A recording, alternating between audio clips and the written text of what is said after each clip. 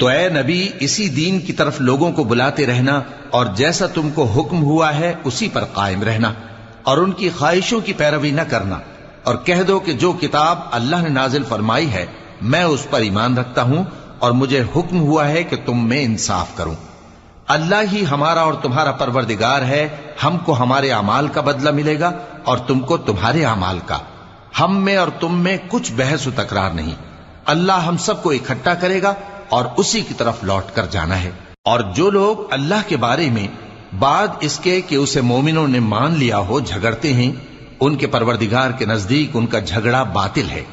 اور ان پر اللہ کا غضب ہے اور ان کے لیے سخت عذاب ہے۔ اللہ ہی تو ہے جس نے سچائی کے ساتھ یہ کتاب نازل کی اور عدل و انصاف کی ترازو بھی،